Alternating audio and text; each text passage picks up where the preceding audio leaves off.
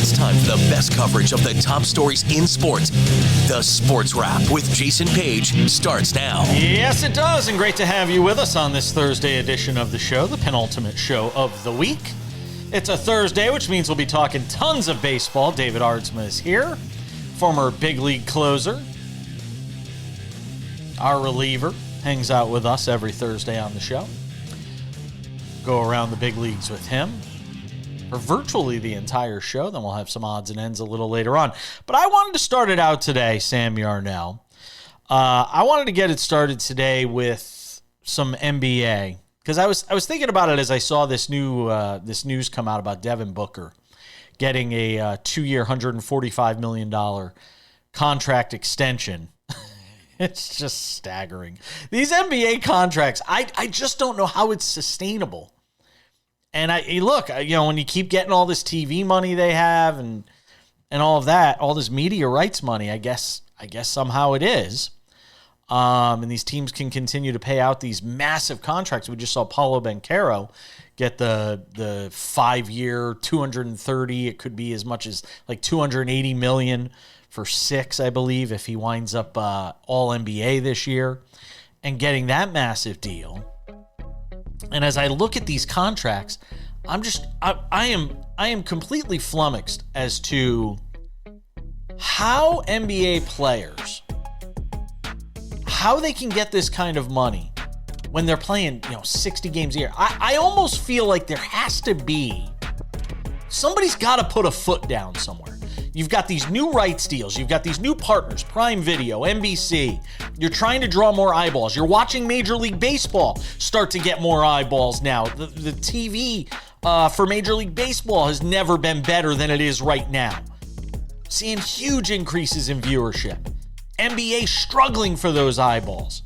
And we know part of the reason why. It's guys not playing. It's turning on TNT on a Thursday night or a Tuesday night, and half of the stars on a given team are taking a rest night. And you've got guys making $75 million, $70+ million a year to play 60 games. I just don't know how it continues to be sustainable for this league, Sam.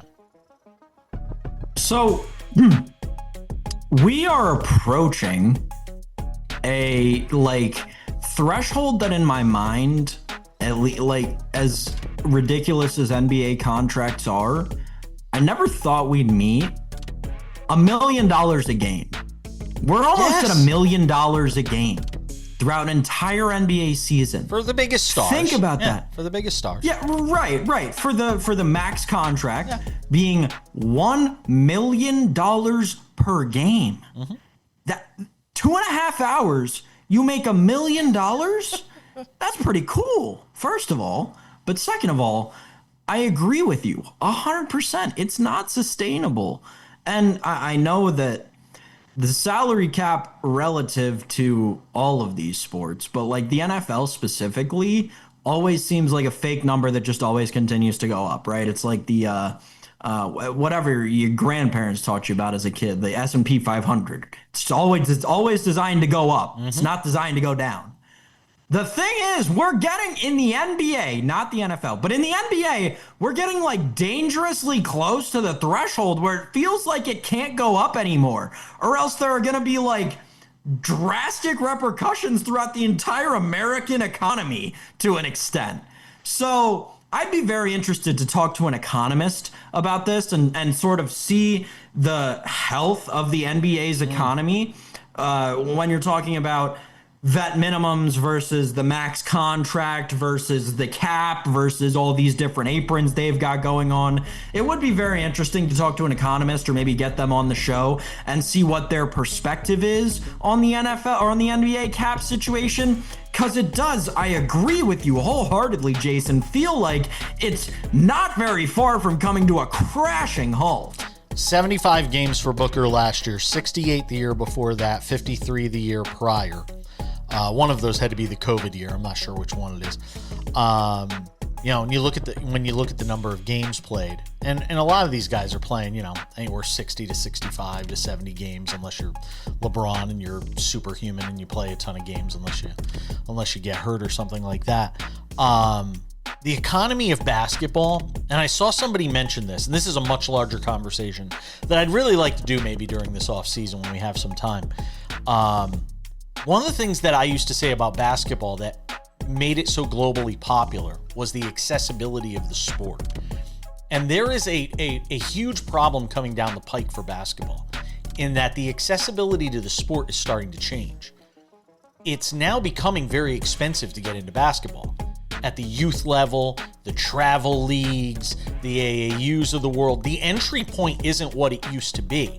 Simply playing in your rec league or in high school or in middle school isn't enough anymore. You have to be able to get bankrolled to a certain degree to be able to play in these special levels of youth leagues in order to be recognized, in order to be noticed, and in order to be seen to get to the colleges that you need to get to, and then in order to be able to get to the next level and ultimately to the NBA.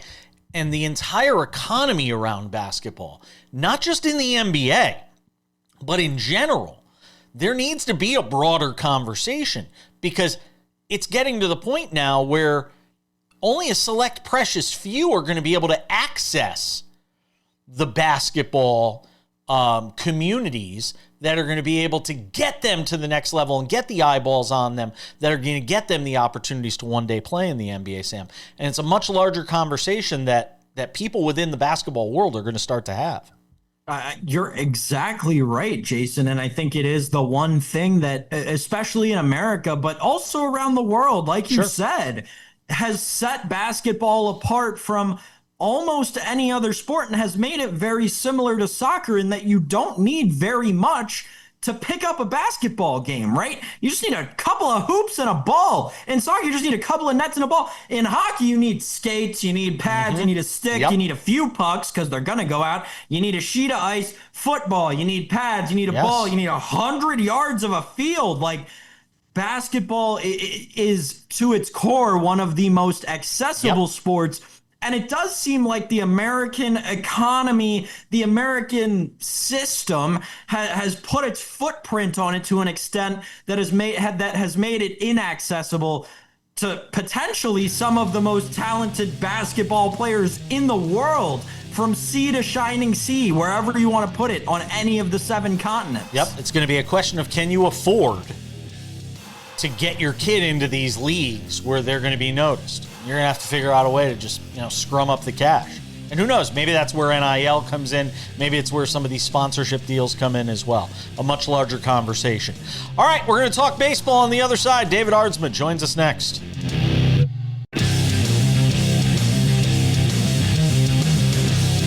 Welcome back to the show. It's a Thursday on SportsWrap, and it's a Thursday before the Major League Baseball All-Star Game, our last show before next week's All-Star break. I'm planning to take the week off, but I don't know. We'll see what happens. We're so well run here. We decided at the last second if we're just going to take an entire week off. We decided to do something fun today on the show. You may have noticed in segment 1, Sam was wearing his baseball jersey, and now we bring in David Aardsma. We're all jerseyed up today. We're all in our all-star gear for the all-star game. Isn't that cute? It's great. Yeah, it's wonderful. We're all coordinated, except Sam, who decided to go National League for his jersey. Yep, figure it out, Sam. And I'm wearing a Bobby Witt. I'm wearing a Bobby Witt practice jersey from I think last year. That one's cool though. Yeah, it's like the batting practice. Ones. Yeah, it's like the BP All-Star Game jersey. So we're going to talk baseball with David. There's a lot to go around the league, so we're going to have some fun here today on the show and talk some baseball, because what else is there to talk about other than NBA players making absurd amounts of money to play 60 games a year if you're lucky? So I want to get your thoughts, David, on the Dodgers, because the Yankees just lost 6 in a row, and people were losing their minds. They were in the World Series last year. The Dodgers have lost 6 in a row. They won the World Series last year. People don't seem to be as worried. Of course. Fire Dave Roberts, right? Where's the Fire Dave Roberts crowd right now? This is exactly what we talked about with the Yankees. This is what every good team goes through, these lulls right in this time. This is when people start slowing down. Teams start taking that a little bit off. They're not playing great baseball. They get kicked around a little bit, and it wakes them up. I don't necessarily like the timing of this one. It's a little bit closer to that All-Star break, but at the same time, it's July. This is what happens. It happened to the Mets, happened to the Yankees. The Yankees now have won 3 in a row. It happened to the Dodgers. They had won a ridiculous amount of games right before this streak, and now they got their butts kicked. They're getting their butts kicked pitching and getting their butts kicked hitting. They're not doing anything right. They're second in the league in pitching, or no, second in the league in hitting, second worst in hitting in the last 7 days, and they're like 4th worst in pitching. But there's the key. But there's the key. The last 7 days. The baseball season's so damn long. It's 162 games. I said this to Sam yesterday when he's like, I'm worried. He used the W word. I'm worried about the Dodgers. And I said, why? It's a blip on the radar in the overall scheme of the baseball season. Meanwhile, I was the one ready to jump off the Brooklyn Bridge yesterday, about just a few days ago, about the Yankees when they had lost 6 in a row. So I'm the last person to talk. But the difference is the Yankees, there's a track record of this sort of problem with them. The Dodgers, I'm not as worried, but when it comes to the Yankees, I am. The Dodgers also... Everyone with the Yankees freaks out. I think it's a quick trigger with the Yankees because they haven't gotten past that. They haven't gotten past that goal line. And a lot of times the entire offense revolves around one player. With the Dodgers, at least you know there's 4 players. Even if one sucks for a little bit, there's a little bit more wiggle room. And they've got about 55 All-Star players on that roster. We can relax and take a breath. But they've also won the World Series in the last, whatever it is. I mean, David, if the Yankees called you, they need bullpen help right now. My God, nobody can get an out in the bullpen. Even in these 3 wins, they can't get outs in the bullpen. I think you could go and get 3 outs right now. Maybe. I don't know. For clarity's sake, I do want to say the reason I use the W word with the Dodgers is because of their injuries. And I mean, they're still dealing with them. This is a team that, they've got 55 All-Stars on the roster, David, but 54 of them are taking up spots on the injured list right now. So if you're going to trot out Mookie Betts and like the ghost of Freddie Freeman, who doesn't look himself, I'm going to start to worry over the course of a 162-game season at times. I still think they'll win the World Series, as I made clear yesterday. And I don't think I may be alone in that thought on this show.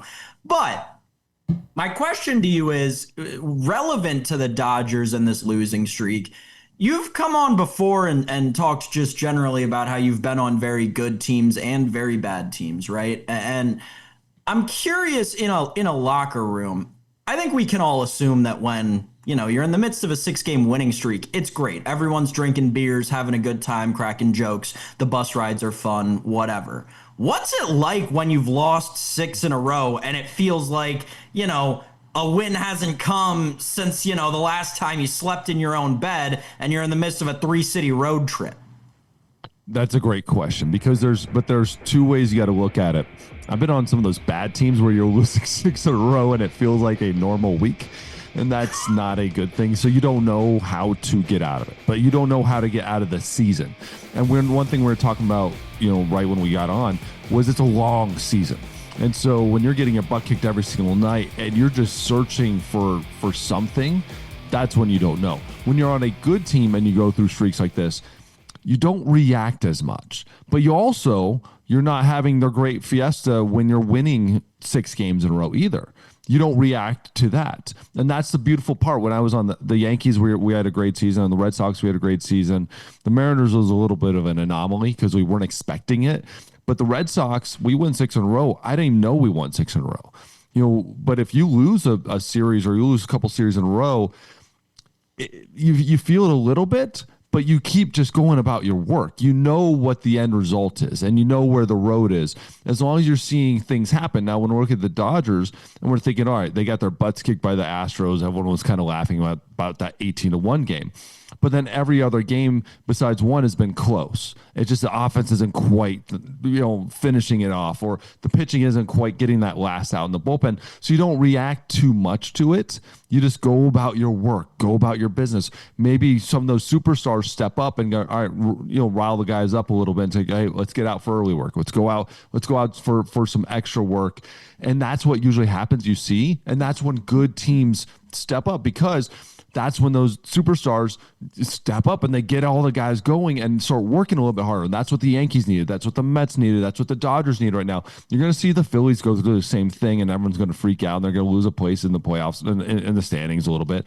And then they'll figure it out and come right back and be right where we expect them, because of those superstars. And that's what those great teams like the Orioles don't have, is that those like older superstars that know what to do when you're facing these type of times.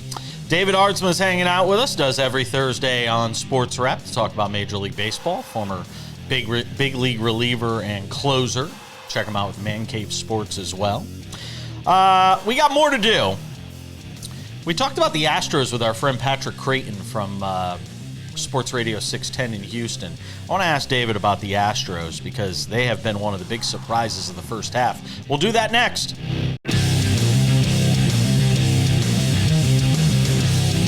We keep it moving on this Thursday edition of Sports Wrap. David Aardsma hangs out with us, former big league reliever, closer, our guy. We talk baseball.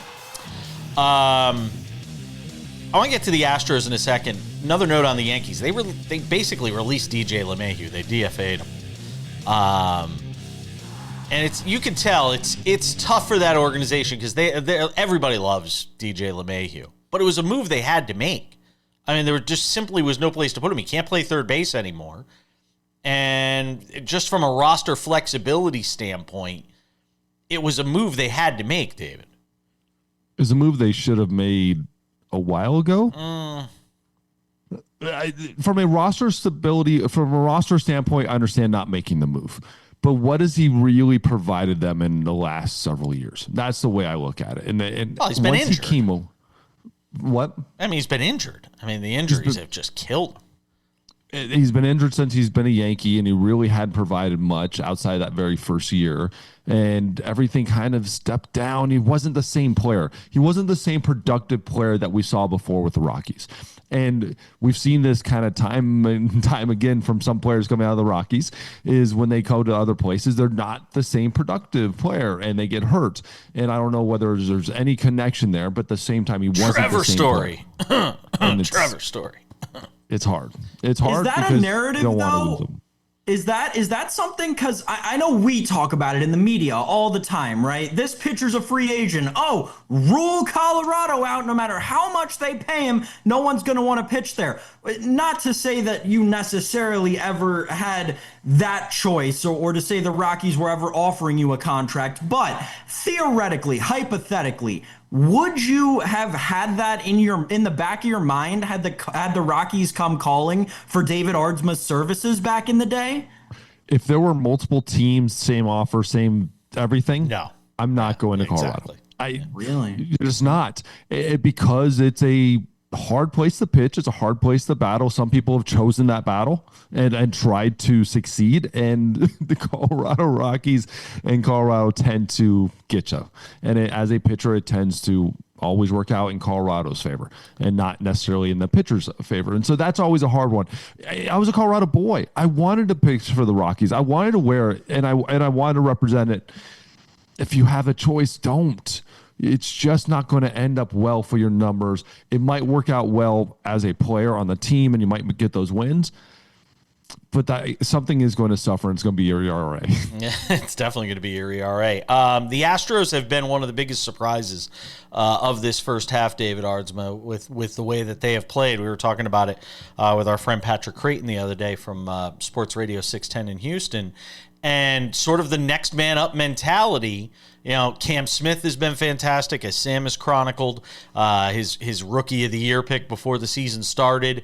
They've been without Yordan Alvarez, and they're still doing fantastic things. Can they sustain this over 162 and into the playoffs? How many times do we have to ask the same question? Can they sustain it? Can the Astros survive after losing a superstar? We keep saying the same thing, and yes, the answer is yes. They've created a culture of winning. They created a culture amongst the coaching staff, amongst the front office, that they don't lose superstars and they just create superstars. You know what, Kyle Tucker? Thank you very much. We don't need your services anymore. It doesn't matter who it is. Just add Correa, Springer. Just keep going. Justin Verlander. Just keep going. And it's going to happen with Jeremy Pena at some point, because with him being represented by Scott Boras, you got to wonder if they're going to be able to keep him. Without a doubt. And they're going to have this question with every single guy they've ever come down to. Yordan Alvarez is one of the most underrated superstars in this game. Yeah. And he's not even helping this team. And they're already in first place and playing great baseball. And that's the beautiful part about Cam Smith, is what he's done is stepped up. This rotation is half of whatever we thought it was going to be. And last year it was bad. And this year now they're pitching well with a whole bunch of guys that you never thought would be in that rotation. I love everything they're doing there, but it's a cultural thing. You come there to be an Astro to win baseball games, and they expect you to step up and be next man up mentality. And we just haven't woken up to that fact yet. We keep waiting for it to fall apart, and they keep stepping up and winning baseball games. Now, I don't know if this team is built to go long into the playoffs the way some of those other teams have been built out of the Astros. But I'll tell you what, I don't want to face them when it comes down to it, because they know how to win, and they've been winning for years. David, just looking specifically at the Astros pitching staff, I think it's a staff and an organization that a lot of us, myself very much included, have not given enough credit to. I mean, don't look now. This is a top 6 team in terms of ERA. They're one of the best bullpens in baseball. They're leading the league in strikeouts. What have you seen from this staff? I know Hunter Brown's been outstanding, a top 2 pitcher in the American League, 3 at worst. What have you seen from this staff outside of their superstar Hunter Brown that's been so coherent and successful this season? Not only are they leading the league in strikeouts, they're leading the league in strikeouts by like 40, and it's the Phillies. And with the studs they have, right? With just every single guy in that rotation being a stud. Framer Valdez, we keep forgetting how good he is. That's snub. The name. All-star game snub. Absolute snub. 2.9 ERA. The guy's been pitching great all year. Has had a track record of pitching really well too. And so that to me is one of those wake-up calls. This guy is really good, and he's an ace. He's an ace. And then you have obviously Hunter Brown, young fella, finally coming into his own and pitching like it. We've seen glimpses of it, and now we're seeing it for real. But then there's the other guys. Lance McCullers, he hasn't been pitching great. Though he has that history, he has the background of knowing what he's doing and being kind of that salty vet of that rotation. So I don't think they want to make a move there, even though they want more production out of him. But they can't quite know what to do with them. You need those innings. You need that veteran presence. And then what is it? It's Walter and Gordon who have kind of stepped up and been serviceable, been good, not great, been very good. And so that's the thing with how well they're playing. They still don't have this rotation that's just dominating every game, but they're pitching to what they need every single time. And then you've got those 2 superstars in Brown, who's pitching as a superstar, and the true superstar in Valdez. Yeah. And like I said, when you look at that division, it's hard to imagine they're not the team that comes out of there in terms of winning that division. Look at the Mariners. You've seen them over the last couple of days against the Yankees. The Angels, perennially mediocre. The Rangers have been disappointing. You're still waiting for them to put it together. That's the one. I know. Doesn't make sense. Hang on. What is that? I know. We've got time to flush it out, though. And we will with David Aardsma next.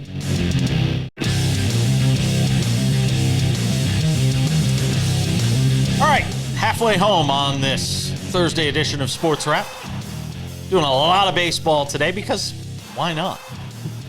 It's a Thursday. David Aardsma's here hanging out with us. This is what it is. It is, absolutely. Got the All-Star game next week. Try to take a few days off. Got NBA Summer League out here in Vegas. Try and head out. catch a couple of summer league games while they're out here. Cooper Flag is here. Get to go see a little Cooper Flag. Yeah? No interest.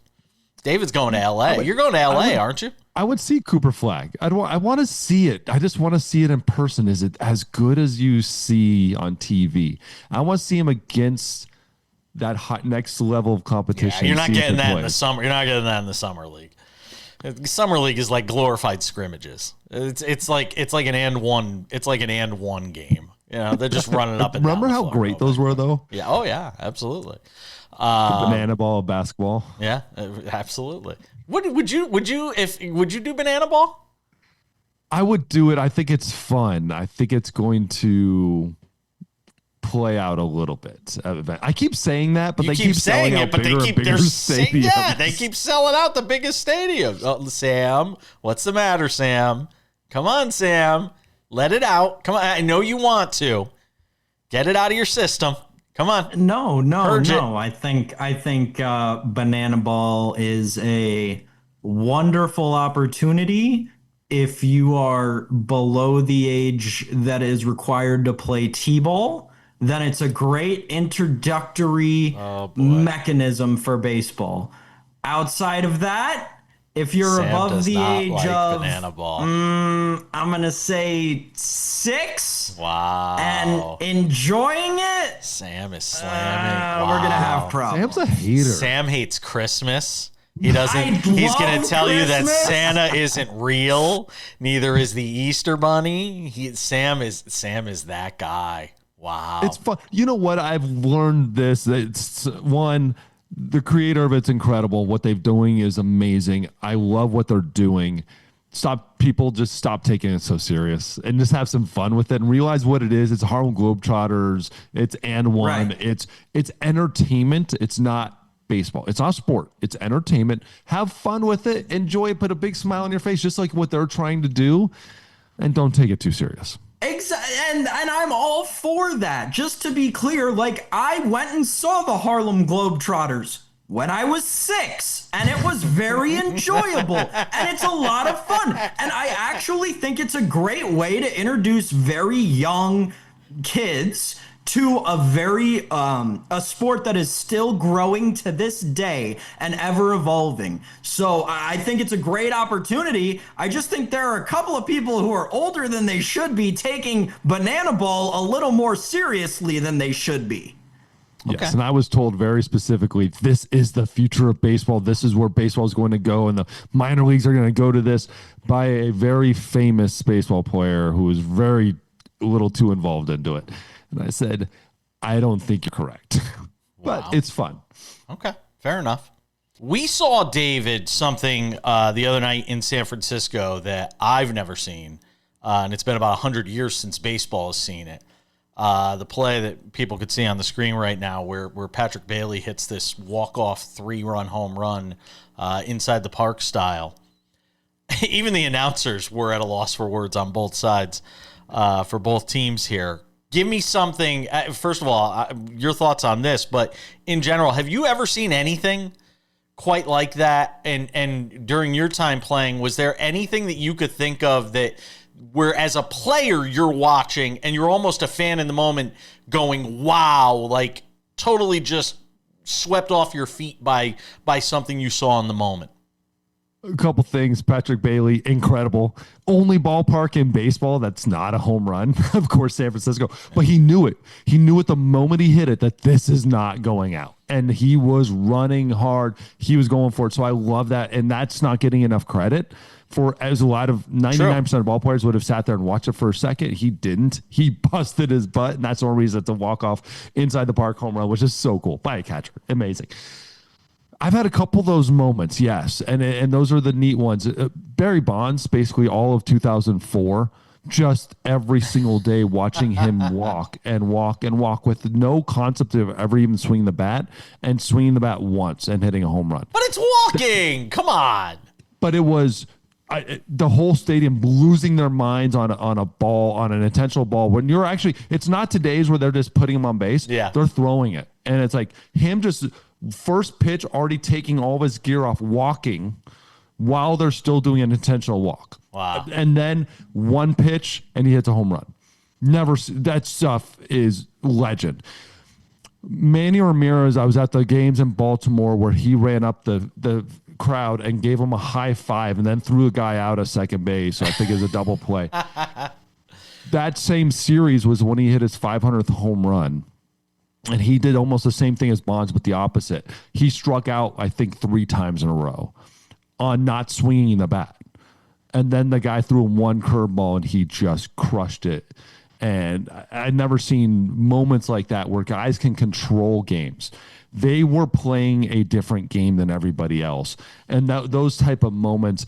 But what we did with the Inside the Park, that's something just so unique and so interesting that you're on the edge of your seat. There's nothing more fun, and I say this as a pitcher, than an Inside the Park home run.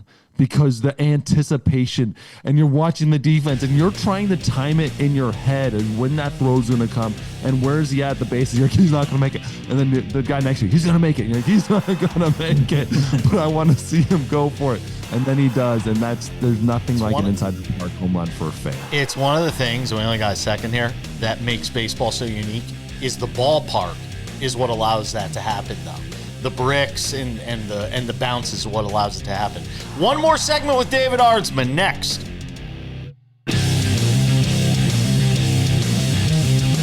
All right, one last segment with David Aardsma, former big league reliever, closer, hangs out with us every Thursday on SportsWrap. Sam's here too. Sam, you had one more on this whole conversation we were having about inside the park home runs and all that fun and frivolity. Go ahead. So the last time we saw a walk-off inside the park home run was about a decade ago. I think it was 9 years ago today or 9 years ago yesterday or something. But as a Cleveland outfielder, a rookie at the time named Tyler Naquin, who hit it. Yesterday or earlier this week, Tyler Naquin made his pitching debut as a minor league member of the Cleveland Guardians still. I believe they still own the rights to him. David, I'm curious, did you ever play alongside anybody trying to make the transition from pitcher to position player or otherwise? And I haven't looked it up yet. I was trying to in the break, but did you ever pitch against Rick Ankiel, maybe the most famous pitcher turned outfielder? Okay, did I ever pitch against Rick Ankiel? And yes, the most famous because he was amazing. Like, for the very short period of time of him as a pitcher he was a Rookie of the Year candidate, right? Like, incredible. And to watch it happen with the thing and the yips and whatever you want to call it in the playoffs. Like, playoffs. When does that, like, that's crazy that's when that happened. But then he comes back as an all-star center fielder is amazing. I pitched against him once. When I was with Boston, the Cardinals came up, and I believe I got his ticket on about a 99-mile-an-hour fastball in the top of the zone. That was a pretty good day for me. And so did I play with other guys? Yes, I played with other players. There's a lot of other players that I saw trying to make it. Nothing that was going to ever happen. I played with Lance Niekro. I knew that someday he was going to try to be a pitcher. There's no doubt because his knuckleball was just incredible. I don't know where he learned it from. It's just weird. Yeah. It's like almost as innate and God-given. But he might have had an uncle or dad or something that might have known how to do it. But that was pretty amazing to see him, and you just knew it was going to happen at one day. But a lot of times you just see the guys trying in the minor leagues. It wasn't going to ever become anything, but they had a great arm. They had something. I played with Tyler, actually. I played with him with the Indians back in the day. Are you allowed to say that? Yeah, you could say that. And so I played with him in spring training once. Great guy. I love playing with him. He was a wonderful kid. You could tell he was going to be a good ball player. Tough as nails kind of guy. I love when these guys are having this. I love when guys are trying to come back and trying to make another career, and I hope it works out for them. It's going to be a long road, and nowadays you have to throw really hard to make it happen. It wasn't like back in the day you could have a good slider. Now you actually have to throw like 95, 100 to even get a glimpse. So I hope it does work out for him. I wonder how Joey Gallo's doing. You're exactly right, by the way. You struck him out. It's crazy how your memory works. Yeah, you faced him one time and struck him out. And the fact that you guys can remember this stuff, and I don't mean you, Sam, but like athletes, like pro athletes. Weird. The recall on you guys is nuts. It's like an elephant. By the way, is Joey Gallo doing anything? Because I know he was trying to convert to a pitcher. Do we have a Joey Gallo update anywhere? No? I have not seen Is he in any organization but I'm pitching? sure strikeouts happening either one way or the other. One way or the other. Yes, it is. All right. I want one American League team, one National League team from you, David. Team that is not currently a wild card team that you think by the end of the year will be a wild card team. Start in the American League. Starting the American League, I'm not going to take the easy one, which is the Red Sox, who are technically on the outside right looking in. I'm going to go with it. The Rangers. I got to go with it. I picked them to win the West, so I have to die with this ship. I'm going down with it. They're too good of a play. There's too many good players on one team that I can't figure out, and I don't know what's going on. They're World Series champion just a couple years ago, and they have the same team basically, and plus superstars. So I got to figure it out. Maybe they need Joey Gallo back. All right. Sam, do you got one? Do you have one in the AL? Oh my gosh. Yeah, it's hard for me not to go with the Royals just because of what the Royals have gotten this year in terms of nothingness outside of everybody but Bobby Witt. You feel like that still has a chance to turn around, and they're only 3 games out of that last wild card spot. And let's not discount that rotation, right? Noah Cameron, one of the great young pitchers in baseball. Chris Bubich still pitching out of his mind. I know there's been a little bit of regression over the last few starts, but he's still pitching really well over the course of the season. And then, I mean, you've got old faithfuls in Seth Lugo and Michael Wacha. So I'll go with Kansas City just for the sake of the exercise. Would I put money there right now? I'm not so sure. Yeah, I'll go Minnesota. I'll go the Twins as my team to get in. And if not, I'll go Angels. Oh, because I think they're going to make. I think they're going to make moves. I think they're going to make moves at the deadline. Don't be surprised if Joe Adell's on the move. By the way. Oh, I wouldn't be shocked if Joe Adell was on the move because his value is so high right now. His value is so high. Joe Adell's so hot right now. Yeah, he certainly is. Real quick, National League, give me one. National League, I got to go Padres. There's no one else that's just jumping off the page like the Padres. That's chalky. They're one game out, and they're too good of a team. How do you not? There's no one else. You can say the Braves and that they'd have to somehow make a run and go crazy, but the Padres are just sitting there on the outside looking in, and they're going to be on the inside looking out. Sam? You got the wrong NL East team. I'll tell you that right now. Oh, no. You want spice, Jason? Don't you dare do Give me it. the Miami Marlins make the playoffs. The hottest team in baseball. Give it to me right now. I love it. Yeah, they're hot they're hot in June. They're hot in July, though. I mean, it's the wrong time to get hot. If you're going to get hot, you don't want to be hot in July. 10. What's hot? Yeah, I'm not saying that. I'd love to see Cincinnati get in. Sentimentally, I'd like to see Ellie De La Cruz in the postseason. I think it'd be great for baseball. And I hate to say it, I'm kind of with David. I think it's San Diego. It has to be. The Cardinals are hopefully at the expense of the Mets, but that remains to be seen. Don't think that'll happen. David, appreciate it. We'll see you later. All right, just about time to put the wraps on this baby for a Thursday. Tomorrow is Friday, and that can only mean one thing. It's a NASCAR Friday. Big race in Sonoma. Another road course race, which means Shane Van Gisbergen likely your favorite to win in the NASCAR Cup Series. He's won 2 road races, the last 2. We'll have our friend Tino Patino dropping by to talk about that race at Sonoma. Get some thoughts with him. Does a great job at SiriusXM NASCAR Radio. Also, you could see him over on Tubi. We'll also be joined by Robert Littall, Black Sports Online founder, talk about some of the top stories of the week with him as well. Couple of reminders. If you have not done so yet, make sure to subscribe to the Sports Wrap with Jason Page podcast. It's available on all your favorite podcasting platforms: Spotify, Apple Podcasts, YouTube Podcasts, iHeartRadio, TuneIn, Odyssey, Amazon. Anywhere you get a podcast, you can listen to this show commercial-free Monday through Friday in its audio form. It's perfect. 45 minutes. You can listen to it while you're in the shower, on the treadmill, trains, planes, automobiles, wherever you may be. listen to the show every day.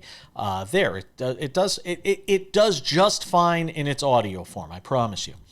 If you love to watch the show, but sometimes you can't get to a TV and watch us on over 220 affiliates around the U.S. and Canada, you can also watch the show on Spotify, but also you can watch the show on our YouTube channel. It's the SportsWrap with Jason Page YouTube channel. It also has SportsWrap shorts, short little clips from the show, sometimes clips not from the show because news is always breaking. And if it is, we are covering it. The SportsWrap with Jason Page YouTube channel. Again, go and subscribe to that today as well. And without any further delay, ladies and gentlemen, time for some odds and ends. Odds and ends. Wow. Amanda Anisimova. Huh? I got it. She is your winner at the Wimbledon semifinals against Aryna Sabalenka. The top seed goes down in one of the semifinals at Wimbledon. Just stunning. This 23-year-old who only has 3 career titles, I say only, one would be amazing, I guess, but she has 3 career titles to her name. She was one of these players that took a year off because of mental health challenges that she was dealing with. And she now finds herself, this American, in the Wimbledon finals, where she'll meet up with either Belinda Bencic or Iga Swiatek. Those two are meeting up in the semis at Wimbledon. So congratulations to the American, Amanda Anisimova, who will be in the Wimbledon finals this weekend. And I gotta say this about Aryna Sabalenka, who I think is the best player in the world. At some point, we have to have a conversation about the disappointment. Because, Sabalenka is the best player in the world. And sometimes I'm left scratching my head about why she doesn't get over the hump more often. I think physically, there's nobody close to her. From start to finish, from one part of the game to the next part of the game, I think she's the best player in the world. I don't care what surface it is. But for some reason, in the biggest moments, we saw it in the final at the French Open at Roland Garros against Coco Gauff, and then the way she melted down when it all was finished. And again today, in a match where she should have been, and I'm sure she was the prohibitive favorite, she comes up short against, I don't want to say an unknown. I mean, I think Anisimova is ranked like 13th in the world or something like that. She's obviously a very good player, but a match that she should have won in a tournament where it was basically her and Iga Swiatek. That should have been the final that we should have been, excited to get. And instead, she comes up short. But hats off to Amanda Anisimova. Give her flowers. She certainly deserves them. And she'll be in the Wimbledon women's final against either Bencic or Swiatek. We'll see what happens in that match. We'll have a recap tomorrow on the show. Last but not least, the Wimbledon men's semifinals. Boy, do we have storylines. I mean, Taylor Fritz versus Carlos Alcaraz in one of those finals, semifinals. And then Novak Djokovic against Jannik Sinner in the other.